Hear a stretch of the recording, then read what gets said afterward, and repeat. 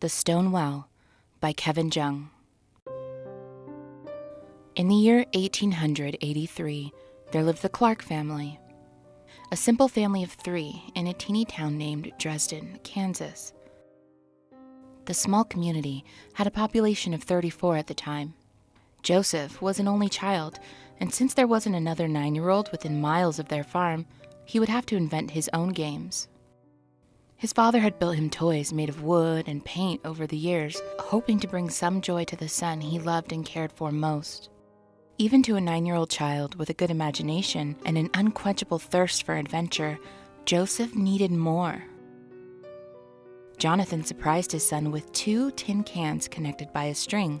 He told Joseph to take one end and run into the opposite direction until the line was tight. It was a good 30 feet long. Jonathan yelled to Joseph to put the can to his ear and listen. He was able to hear his father's voice say, "Hello," as if he were standing next to him. Eventually, after Joseph had exhausted almost every idea of what to do with the cans, he thought he'd drop one can down into the stone well on the edge of their property.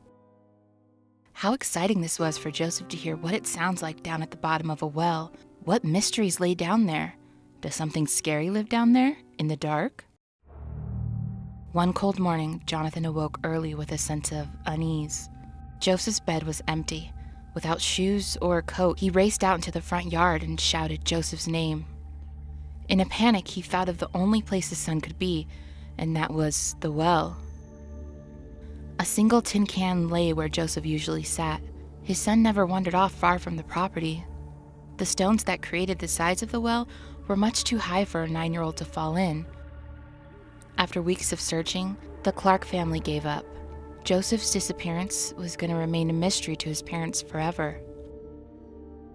The following spring, Jonathan was out working when the tin can caught his eye, lying 5 feet from the well.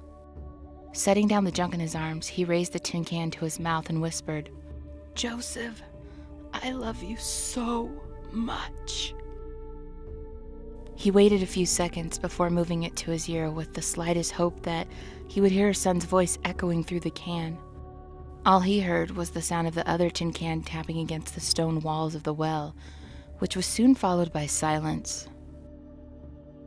He felt slight tension on the string attached to the can before a soft voice spoke into his ear.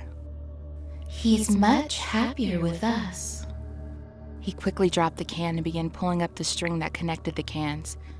He fell back in shock when he saw that there was no other tin can, just a piece of string.